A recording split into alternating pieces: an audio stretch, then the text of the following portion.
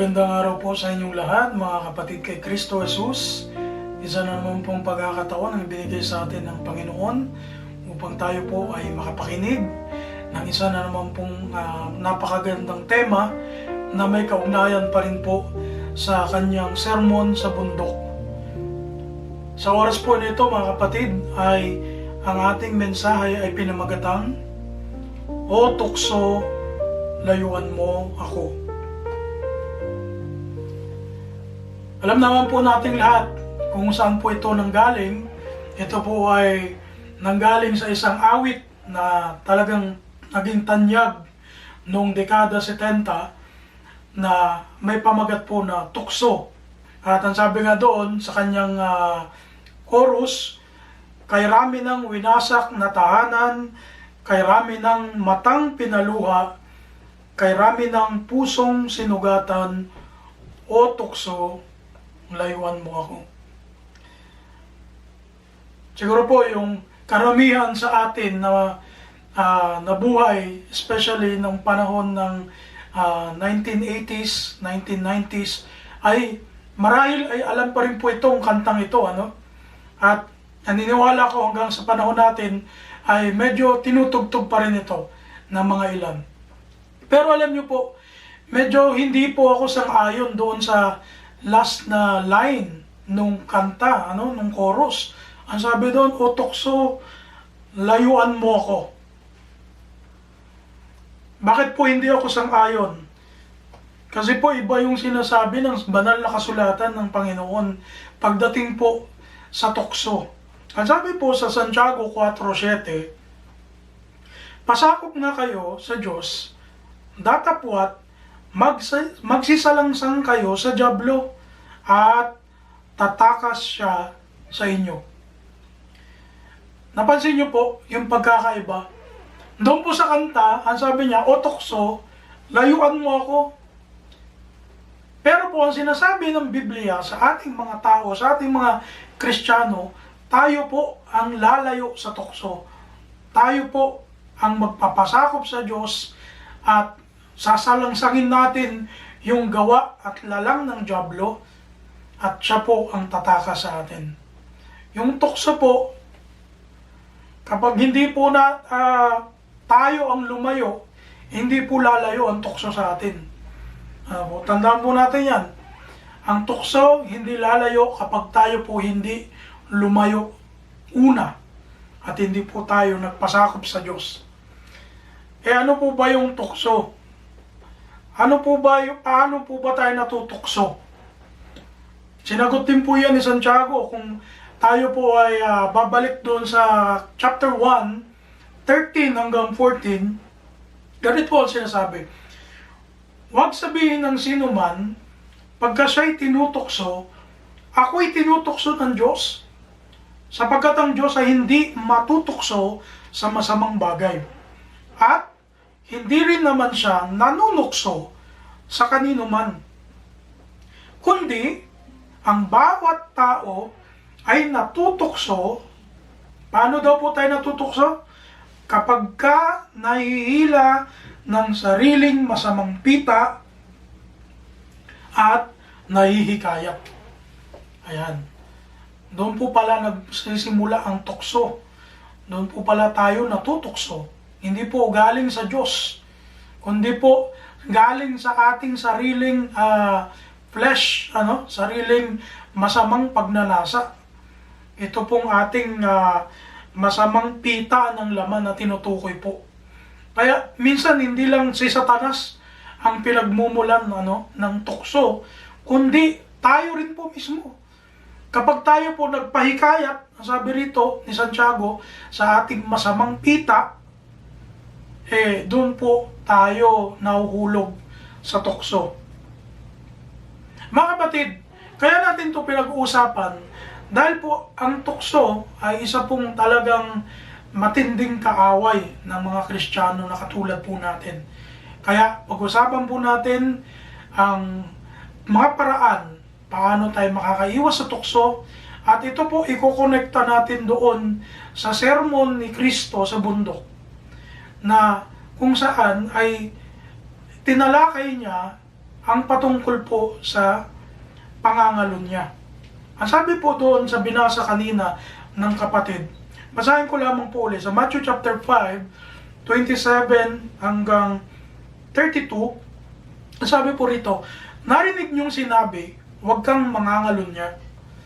Datapot sinasabi ko sa inyo ngayon, o sa inyo, na ang bawat tumingin sa isang babae na taglay ang masamang hangad ay nagkakasala na ng pangangalut niya sa kanyang puso. So, sinasabi rito ni Christ, kapag tayo daw po nagkaroon ng masamang pagnanasa sa mata, sa puso, ay nagkakasala na po tayo ng pangangalo niya. 29, sabi rito, at kung ang kanan mong mata ay nakapagpapatisod sa iyo, ay dukitin mo at iyong itapon, sapagkat may mapapakinabang pa o mapapakinabang ka pa na mawala ang isa sa mga sangkap ng iyong katawan at wag ang buong katawan mo ay mabulid sa impyerno. At kung ang kanan mong kamay ay nakapagpatisod sa iyo, ay putulin mo at iyong itapon, sapagkat may mapapakinabang ka pa na mawala ang isa sa mga sangkap ng iyong katawan, at wag ang buong katawan mo ay mapasa impyerno. 31, sabi rito, sinabi rin naman ang sino mang lalaki na ihiwalay na ang kanyang asawa ay bigyan niya siya ng kasulatan ng paghihiwalay. Datapwat, sinasabi ko sa inyo na ang sino mang lalaki na ihiwalay ang kanyang asawa, liban na lamang kung sa pakikiapid ang dahil, ay siya ang sa kanya'y nagbibigay kadahilanan ng pangangalo niya. At ang sino mang mag-asawa sa kanya, kung naihiwalay na siya, ay nagkakasala ng pangangalo niya. Pagpalain po tayo sa pagkabasa, pagkarinig ng salita ng Panginoon, at nawa po sama-sama tayong matuto kung ano po ang itinuturo ni Kristo patungkol sa pangangalo niya. Ano po ba yung pangangalo niya? Sa batas po natin dito sa mundo, ang sabi po, ang adultery daw po ay is a form of extramarital sexual intercourse between a married person and a person who is not a party to the marriage. Sa Tagalog po, sinasabi rito, sa batas daw po dito sa mundo, in general, ang adultery po daw ay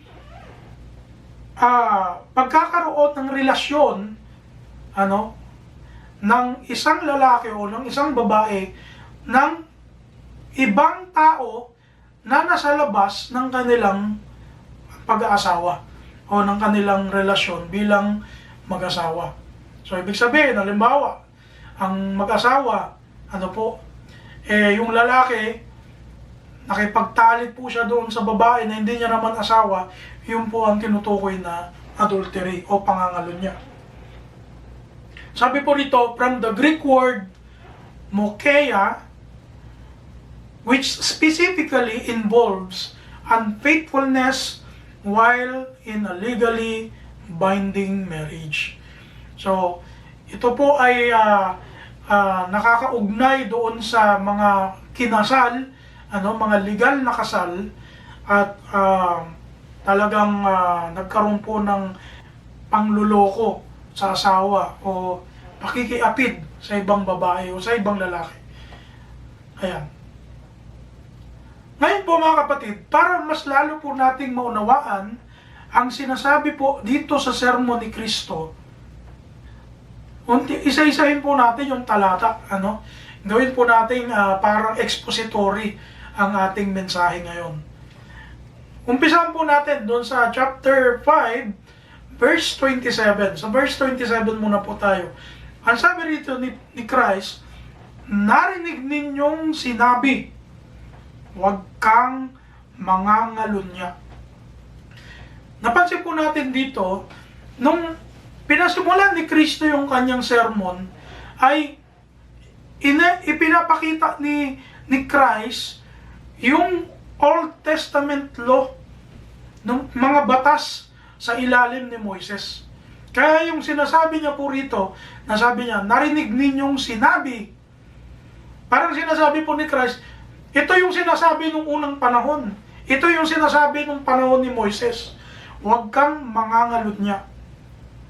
Eh, saan po ba natin i-reference po ito? Saan ba natin ito makikita?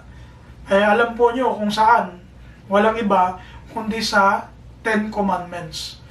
Na kung saan, ito po yung isinulat sa lapidang bato na ibinigay sa mga taga-Israel. At mababasa po natin yan sa aklat ng Exodo, Kapitulo 20, talatang 17. Sa English na sabi doon, thou shalt not commit adultery. Ito po yung 7th commandment ng Panginoon. Kaya ito yung tinutukoy ng ating Panginoon. Ang sabi niya, narinig nyo nung una na sinasabi, huwag kang mangangalunya. Ayun po yung tinutukoy doon. Ngayon, ang sabi niya, ano po ba yung batas? Ano po ba yung batas ng pangangalunya nung panahon ni Moises? Sa Leviticus chapter 20 verse 10, ganito po ang sinasabi at ganito po ang ginagawa kapag nahuli na nangangalunya ang isang tao, ang lalaki o babae man, sa panahon po ni Moises. Ang sabi rito, ang lalaki na mangalunya sa asawa ng iba, sa makatuwid bagay yaong mangalunya sa asawa ng kanyang kapwa, ay papatayin na walang pagsala ang nangangalunya at ang napakalunya.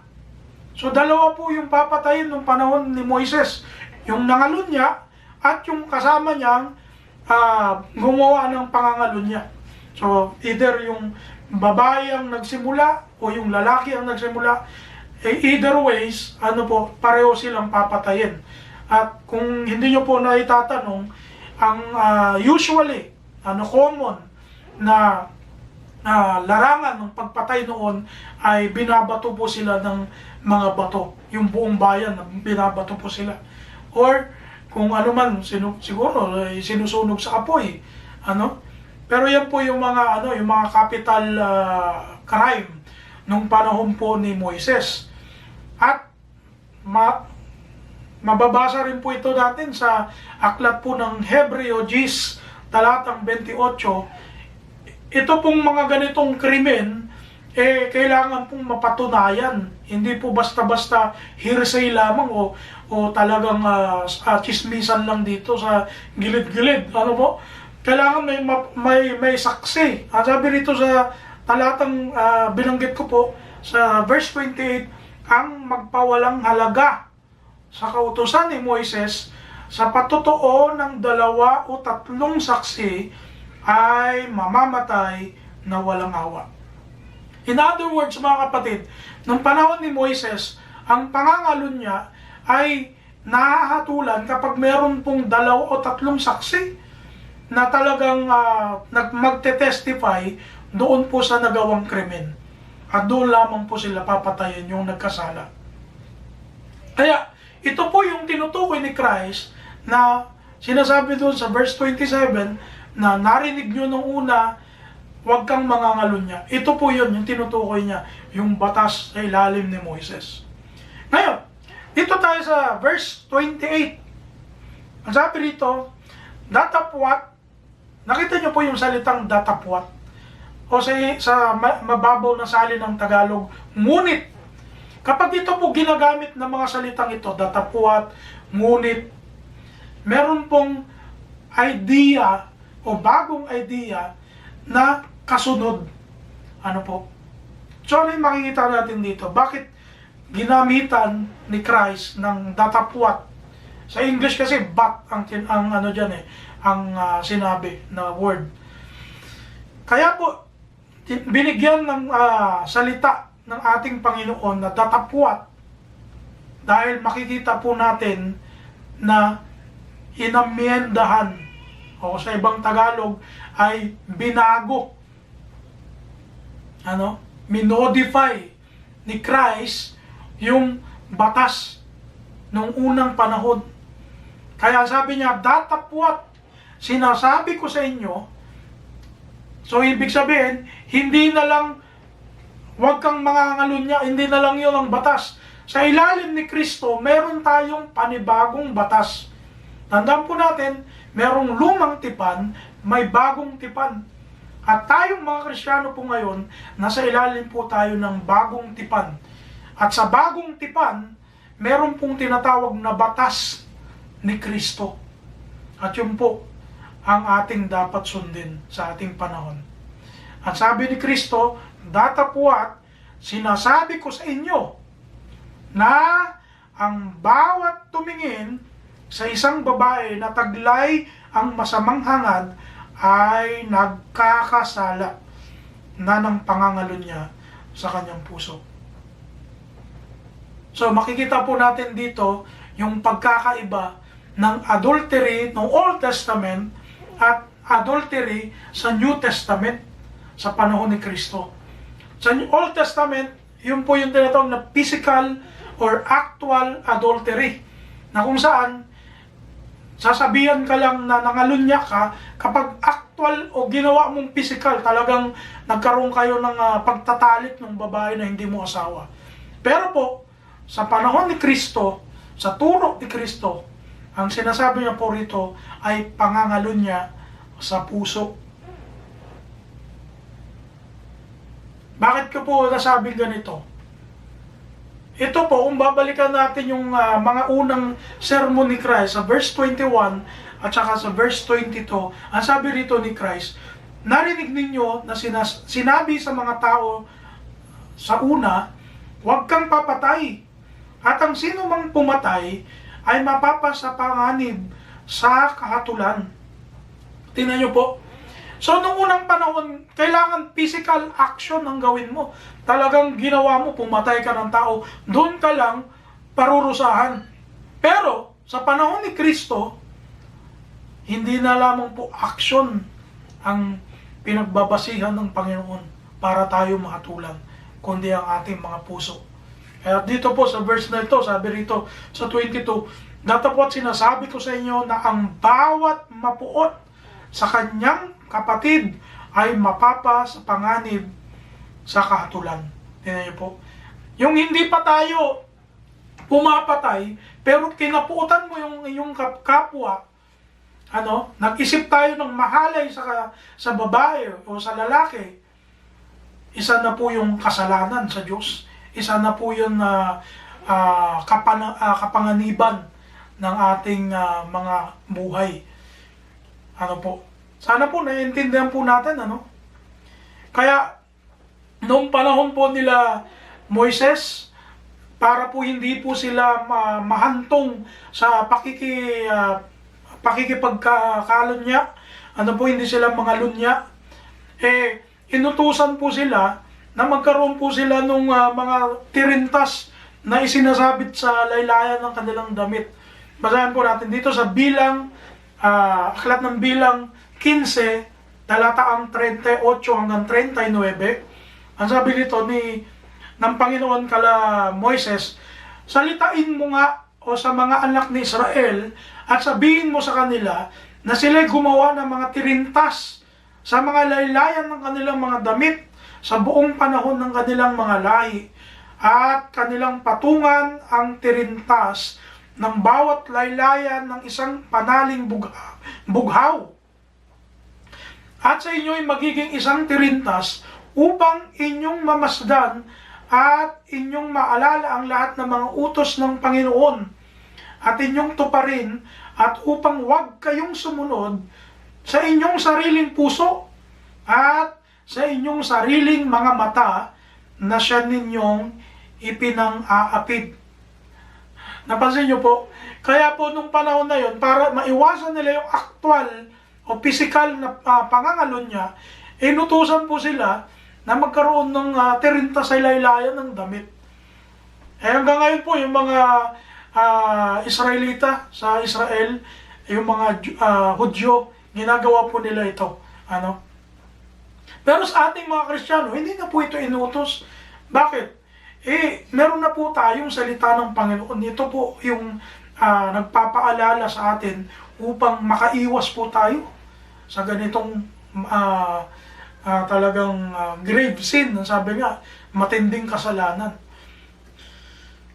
Matthew chapter 15 verse 19, ang sabi po rito, sapagkat sa puso nang gagaling ang masasamang pag-iisip, mga pagpatay, mga pangangalunya, pakikiapid, mga pagnanakaw, mga pagsaksi sa di katotohanan, mga pamumusong. Napansin niyo po, sa parehong aklat din, sinabi ni Kristo na ang pangangalunya nagsisimula sa puso ng tao. Kaya po, kapag tayo nagkaroon ng masamang pag-iisip, masamang paghahangad doon sa ating kapwa-tao, nagkakasala po tayo ng pangangalunya. At hindi lamang po ito applicable sa mag-asawa. Baka isipin niyo po sa mag-asawa lang ito. Sa lahat ng tao po ito at sa lahat ng edad. Kapag tayo po ay naghahangad na masamang hangad doon sa ating kapwa, nahuhulog po tayo doon sa tinatawag na pangangalunya. Dahil po ang puso ng tao, diyan po nagsisimula lahat ng masasamang pag-iisip. Jeremiah chapter 17 verse 9 hanggang 10, sabi rito, ang puso ay magdaraya ng higit kaysa sa lahat na bagay at totoong masama. Sinong makakaalam? Akong Panginoon, sabi, ay sumisiyasat ng pag-iisip, aking tinatarok ang mga puso upang magbigay sa bawat tao ng ayon sa kani-kaniyang lakad, ayon sa bunga ng kani-kaniyang mga gawain. Kaya, sa puso ng tao, dapat tayo laging umahanap sa Panginoon. Kasi po kung hindi po ito magta-transform. Hindi naman natin kayang i-transform yung sarili nating puso. Wala naman pong tao pwede niyang linisin yung sarili niyang puso. Ang maglilinis lamang po ng puso natin ay walang iba kundi ang Panginoon. Kaya po, katulad ng sinabi ni Haring Solomon sa Kawikaan 4:23, sabi rito, ingatan mo ang iyong puso ng buong sikap. Pag sinabing buong sikap po, lahat gagawin. Lahat bibigyan natin ng time ang ating heart para maingatan. Bakit po? Sapagkat dinadaluyan ng buhay. Tinitingnan po ng Panginoon ang puso natin. Ingatan po natin sa pamamagitan ng tulong din ng Panginoon. Kasi yung sarili nating effort ng pag-iingat, hindi po walang mangyayari. Magpe-fail po tayo. Pero pag ang salita ng Panginoon ang pinaghari natin sa ating puso, in-expose natin ang heart natin sa Word of God, sa pananalangin, sa pakikipag-usap sa Panginoon, at sa pag-iingat ng relasyon natin sa Diyos, doon po tayo magiging successful. Doon po tayo magiging tapat sa Diyos habang buhay. Pero po kung sarili lang natin na lunas, sariling solusyon lang natin, hindi po tayo magtatagumpay. Awit 119 verse 10 hanggang 11, ang sabi po ni Haring David, hinahanap kita ng aking buong puso. O wag nawa akong malihis sa iyong mga utos. Ang salita mo'y aking iningatan sa aking puso upang wag akong magkasala laban sa iyo. Kaya mga kapatid, sa ating mga Kristiyano, napakahalaga po na tayo dapat na-expose sa Word of God. Kasi yan po yung nagpapaalala sa atin araw-araw. Yan po yung naglilinis sa atin. Yan ang sumusuway sa atin. Kasi sa bawat oras, prone tayo sa kasalanan. Huwag nating isipin na ilang taon na akong baptized, hindi na ako prone sa kasalanan. Mali po yan. Habang nandito po tayo sa katawang ito, habang nandito tayo sa mundo na pasama ng pasama, araw-araw po tayo, oras-oras tayo prone sa kasalanan. Pag sinabi pong prone, laging may posibilidad na magkasala. Kaya lagi po nating hanapin si Kristo sa ating buhay. At siya po ang maghari sa ating puso. Ang puso ng tao, napakasensitibo po yan. Kaya kailangan po nating hayaan si Kristo ang mag-ingat. Huwag lang po natin siyang pakatukin. Kasi iba, pinapakatok lang si Christ sa puso pero hindi naman pinapapasok. Kundi talaga papasukin po natin si Kristo. Hayaan natin na bahayin niya yung puso natin. Upang sa gayon, lahat ng outside appearance natin, kasi yan yung reflection ng heart natin yung salita natin, yung kilos at galaw natin, paano tayo mamumuhay. Lahat po yan nakadepende kung ano yung loob ng puso mo. Yung pag-iisip mo, diba? The way ka mag-isip. Kaya pag ang lumalabas sa bibig, puro kabastusan, puro kasamaan, ayun yung nasa loob ng puso niya. Pero pag ang tao, puro makadiyos at puro magagandang bagay, mabubuting bagay, ang nakikita sa kanya at lumalabas sa kanyang bibig, nagiging pamumuhay niya, ibig sabihin po, naroon si Kristo sa puso niya na siya po yung naghahari doon. Tuloy po natin. Dito sa verse 29 hanggang 30, sabi rito, at kung ang kanan mong mata ay nakapagpapatisod sa iyo, dukitin mo at iyong itapon. Sapagkat may mapapakinabang ka pa na mawala ang isa sa mga sangkap ng iyong katawan.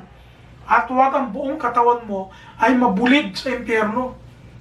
Sa verse 30, ganun din. Sabi, kung ang kanan mong kamay ay nakapagpapatisod sa iyo, ay putulin mo at iyong itapon, sapagkat may mga mapapakinabang ka pa na mawala ang isa sa mga sangkap ng iyong katawan at huwag ang buong katawan mo ay mapasa impyerno. Ano pong ibig sabihin ni Christ dito? Literal po ba ang kahulugan nito? Ano po ba yung ibig sabihin? Kasi maraming nalilito po rito at maraming mga Kristiyano, minsan, sasabi po nila, ay hindi naman, hindi naman literal yan. Hindi naman literal. At meron naman nagsasabi na literal daw po yun. Ewan ko lang po, baka meron talagang gumawa nito na nagpaputol ng kanang kamay. Wag nawang mangyari na ganun po ang gawin talaga. Kaya kailangan po natin unawain ang salita ng Panginoon. Hindi po lahat ng sinasabi ni Kristo ay literal ang meaning. Hindi po lahat ng mababasa natin sa Biblia, literal po ang meaning. Katulad ng nung sinabi ni Kristo na darating ang anak ng tao na gaya ng magnanakaw. Pag niliteral mo yan, ibig sabihin magnanakaw si Kristo. Hindi po ganun. May mga figurative language o mga words na ginagamit si Kristo katulad ng parable, mga figure of speech yan. At dito po sa bersikulo na ito, ang ginamit po ni Christ ay yung tinatawag na hyperbole. Hyperbole. Ano po ba yung hyperbole? Sa mga hindi nakakaalam, ang hyperbole po is deliberate and obvious exaggeration. Bibigyan ko po ng example. Sabi rito, I have told you 1,000,000 times. Hindi naman porque sinabi ko sa iyo na ng milyon na beses. Hindi naman ibig sabihin nun, talagang milyon na sinabi mo sa kanya yung bagay na yun. Sinasabi mo lang yun kasi binibigyan mo ng diin yung punto mo. Halimbawa, sinabi mo, I have told you 1,000,000 times. Hindi ibig sabihin, milyon mo talagang sinabi sa tao na yun. Sabi ko po rito, hyperbole shows how big or intense something seems to the character and adds emphasis to make an idea or feeling stand out. Kaya po nung sinabi ni Christ po na kapag ang mata mo nakakapagpatisod sa iyo o yung kanang mong kamay, putulin mo, dukitin mo yung mata mo, itapon mo, hindi po yung literal mga kapatid. Ang sinasabi lang po ni Christ, tanggalin po natin yung makakapag obstruct yung mga obstacle sa pagsunod natin sa Panginoon. Kasi po, kahit ang tao putol na ang kamay, hindi naman po ibig sabihin hindi na siya magkakasala. May mga bulag na diba? Inborn na bulag, pero nagkakasala pa rin. May mga tao na wala ng dila, pero nakakapagsalita pa rin ng kung ano-ano na masama. Nakakagawa pa rin ng masama. Po? Kaya, hindi po ito literal, kundi ang sinasabi po rin ni Christ, tanggalin natin yung mga bagay na makakapagpatisod sa atin upang sa gayon, hindi po mahawa yung buo nating katawan. Kung tutusin po, ang sabi ko nga rito, ang ginagawa ng mga mata at mga kamay, isama na po natin dyan yung buong katawan, ay resulta lamang ng sinasabi ng ating puso. Naalala niyo po yung sinabi natin kanina, yung verse na binasa natin patungkol doon sa pinagmumulan ng lahat ng kasalanan ay ang puso. Kaya po kahit putulin mo yung kayong kamay, nukitin mo mata mo, putulin mo dila mo, o yung paa mo, magkakasala pa rin po tayo. Kung ang puso natin ay hindi malinis. Kung ang puso po natin ay hindi binago ng Panginoon. Dito po tayo sa last na talata, sa Matthew chapter 5, 31 hanggang 32. Ang sabi rito, sinabi rin naman, ang sino mang lalaki na ihiwalay na ang kanyang asawa, ay bigyan niya siya ng kasulatan ng paghihiwalay. Ayan. Naalala ko po yung meron nagtanong kay Christ about nito nga sa divorce. Ang sabi ni Christ, ang divorce naman talaga, hindi naman talaga inutos nung una. Ayan, napansin niyo po yun? Kaya lang po tayo nagkaroon ng divorce na batas. At kaya itinuro ito ni Christ dahil din po sa katigasan ng ulo ng tao. Pero nang una, ang design ng Diyos sa marriage, wala pong divorce, walang paghihiwalay. Kaya nga sabi doon, ang pinagsama ng Diyos ay hindi dapat paghiwalayin ng tao. Pero, dahil nga po sa katigasan ng ulo natin, dahil sa kasamaan ng tao, nagkaroon po ng batas ng paghihiwalay. Kaya po, nagkaroon ng mga grounds. Sa Old Testament po mga kapatid, kung di nyo po natatanong, meron pong at least 3 na mga general grounds ng paghihiwalay o ng divorce. Una, syempre number 1 dyan, yung adultery o yung unfaithfulness. Kapag nahuli po sila na nangalunya, ay sila po ay paghihiwalayin. Pangalawa, yung tinatawag po na neglect of basic marital rights. Halimbawa, yung mag-asawa, nung panahon po nila Moises, ayaw na makisiping nung asawa niya sa kanya, yun po ay pwedeng maging ground para hindi na po siya, o para maghiwalay na po sila. Or, halimbawa, yung asawa talagang pasaway, talagang hindi makontrol ng asawa, talagang sabi ka talagang away na sila ng away. Pwede po yun maging ground ng divorce nung panahon ng Old Testament. At pangatlo, yung tinatawag po na foreign wives o wife. Yung mga tao po nung panahon na yon, nag-asawa po sila ng hindi nila kalahi. At meron tong particular na pangyayari sa Biblia na mababasa po natin sa Ezra chapter 9 hanggang 10. Basahin nyo na lamang po, ay doon po ay pinaghiwalay yung mga Israelita sa kanilang mga asawa na hindi mga Israelita. Ayan, kaya po napapansin po natin doon na hindi lamang po adultery yung ground ng paghihiwalay nung panahon po ng Old Testament. Subalit, dito nga po sa binasa natin, sa 31, makikita po natin dito na meron lamang pong isa na ground sa panahong Kristiyano, sa panahon ni Kristo. Sa verse 32, ang sabi po rito, datapwat sinasabi ko sa inyo na ang sino mang lalaki na ihiwalay ang kanyang asawa, liban, tingnan mo, except sa pakikiapid ang dahil ay siya ang sa kanya'y nagbibigay kadahilanan ng pangangalunya. Kapag ang tao po, ang mag-asawa, na involved sa sexual immorality, fornication, adultery, kasama na po yan, ay yun po ay pwedeng ground for divorce. Ito po ang sinabi ng ating Panginoong Hesus. Kaya po, nakakalungkot sa panahon po natin ngayon, napakaraming tao dito po sa US, napakababaw ng mga dahilan ng mga divorce. Minsan humihilik lang yung asawa, divorce na. Diba? Minsan hindi lang nagkasundo sa pagkain o sa pananamit, nag-divorce na. Napakababaw po ng divorce dito sa Amerika. At minsan dyan po sa Pilipinas din, na minsan ang dami yung mga, lalo na yung mga nagpapatulpo. Tapos talagang gusto na nilang mag-anal. Dahil kahit hindi naman adultery yung ground ng paghihiwalay nila, gusto lang nilang maghiwalay.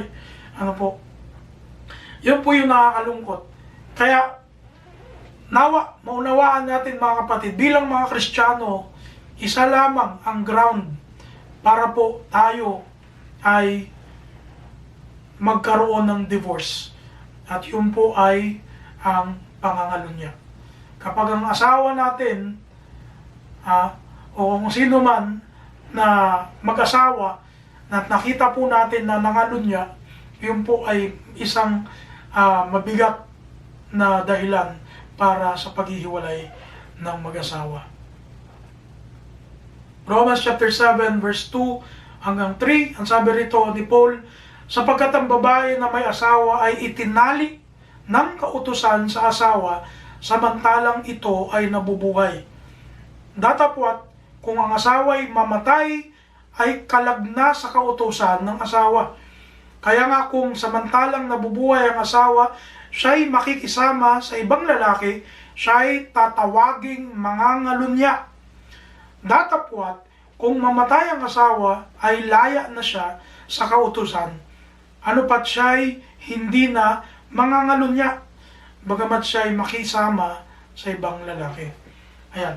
Yung sinasabi naman po dito ni Paul, na yung mag-asawa po, kapag namatay na yung asawa niya, hindi na po ito pwedeng maging ground ng pangangalunya.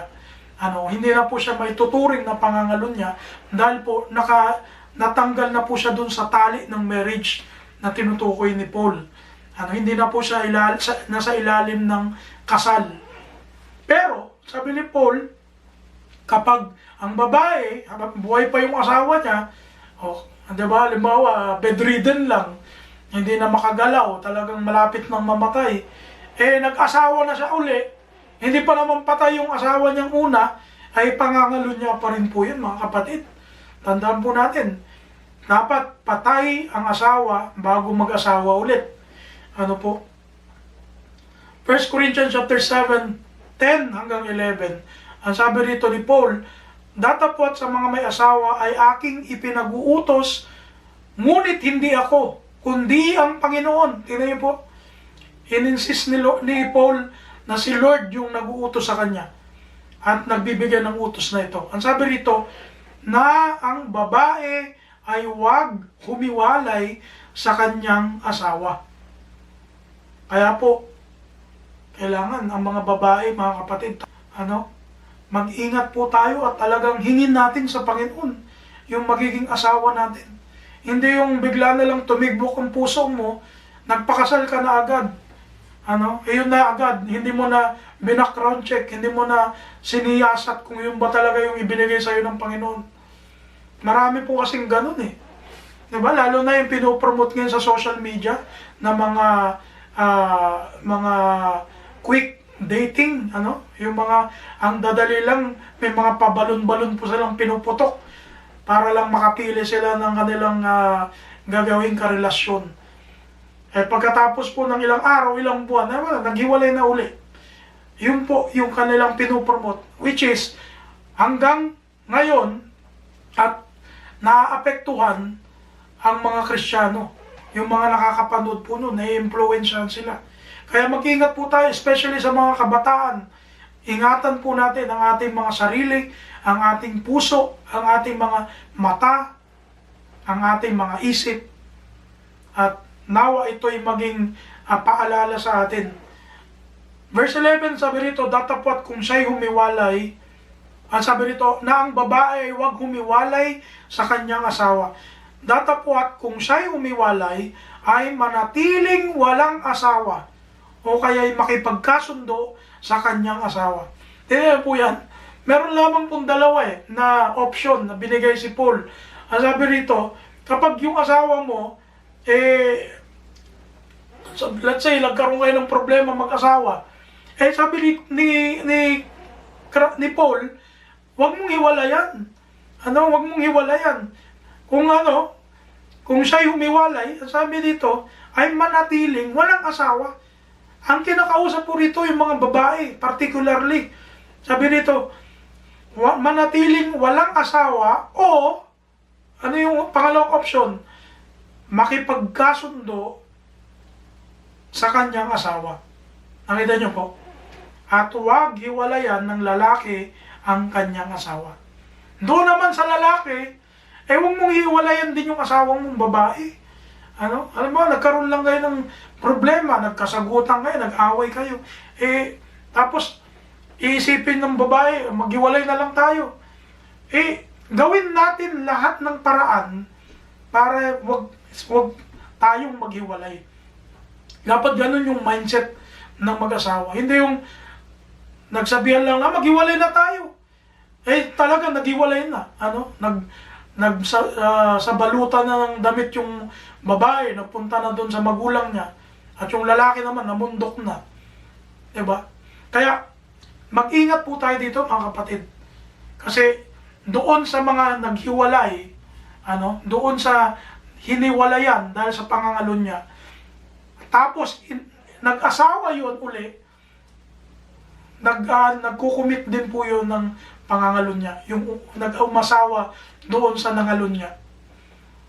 Yun po yung sinasabi ni Christ kanina doon sa Matthew chapter 5. Kaya po mag-ingat po tayo dito at sa mga wala pang asawa, mag-ingat po tayo sa pagpili. Hingin po natin sa Panginoon. Kasi ang mga mangangalon niya po hindi yan pupunta sa langit. Maliwanag po yan sa Biblia. 1 Corinthians chapter 6 verse 9 hanggang 10, kasama po ito doon sa mga hindi magmamana ng kaharian ng langit. Pag sinabing hindi magmamana, hindi ka papasok sa langit. Diba po? Ganun lang po kasimple yun Ganun din po sa Revelation, diba? Yung sinabi doon, mga mapakiapid, magkakasama na po yan. Mga ngalon niya, mapakiapid. Halos kapareho lang po yan, mga sexual immorality. Hindi po yan papasok sa langit, yung mga ganong tao. Kaya, ito po ang bilin ng Panginoon sa atin, lalo na sa mga single pa na mga kapatid at sa mga kabataan na pagdating ng panahon ay maghahanap tayo ng ating kakasamahin sa buhay. Hingin po natin sa Panginoon ngayon pa lang. Manalangin na tayo sa Panginoon. Kasi ang mabuting asawa, galing po yan sa Panginoon. Kawikaan 19, talatang 14, ang sabi nito, bahay at mga kayamanan ay minamana sa mga magulang. Ngunit, ang mabait na asawa ay galing sa Panginoon. Ngayon mga kapatid, paano po natin iiwasan ito? Paano natin maiwasan ang pangangalo niya? Bigyan ko lamang po ng tatlong bagay. Number 1, sabi ko rito, be consistent in praying and reading God's Word. Hayaan natin ang salita ng Diyos ang mag-ingat sa ating puso.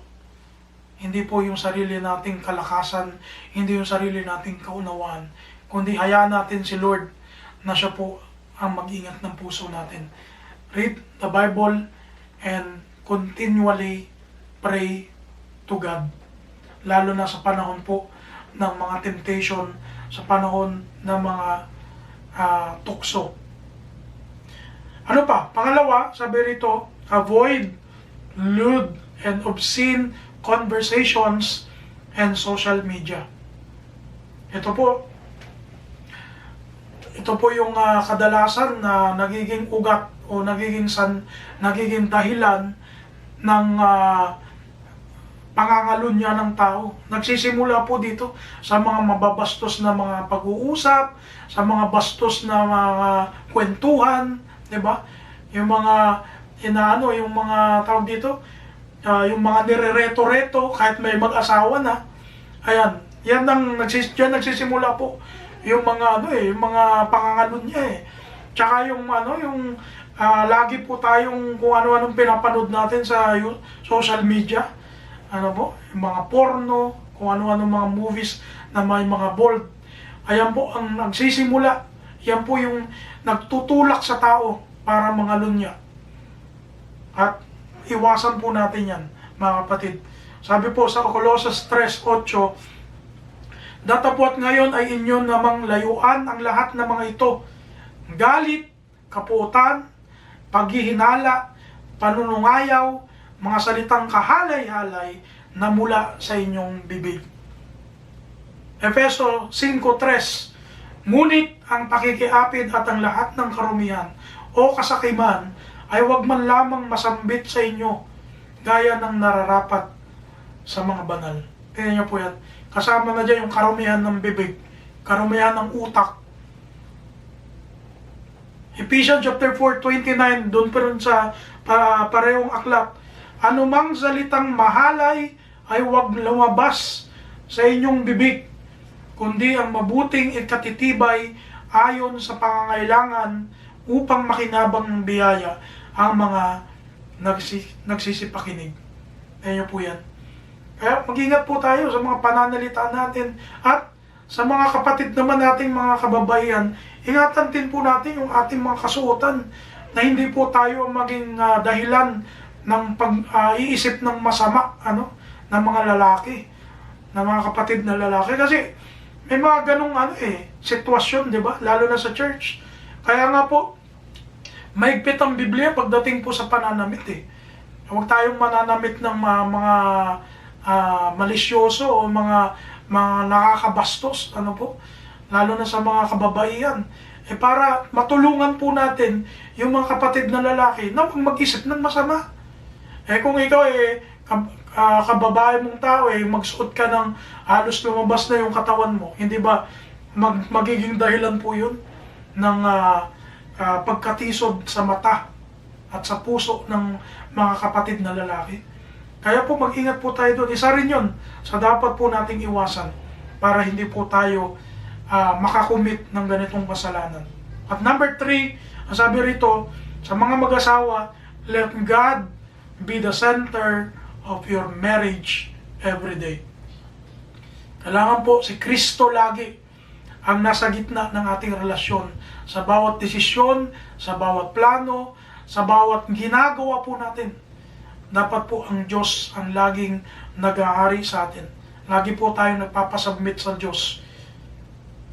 Ephesians chapter 5 verse 21, ang sabi rito, na pasakop kayo sa isa't isa sa takot kay Kristo. Mga kapatid, sa pagtatapos po natin, ito pong gusto kong iwan sa inyo. Ang sabi ko po rito, heart is very important to God. Let us give our hearts to Him and we will receive His peace and understanding. So we will not fall into temptations. Pagpalain po tayo mga kapatid, sa oras po na ito, nawa ingatan tayo ng Panginoon at loobin niya na magkita-kita tayo muli sa susunod na linggo upang tayo po ay makapakinig uli ng panibagong tema patungkol po sa sermon ng Panginoon nang siya po ay nabubuhay pa sa mundo. God bless po sa ating lahat. Ang pagpapala at kapayapaan ng Panginoon ang iniiwan ko po sa atin.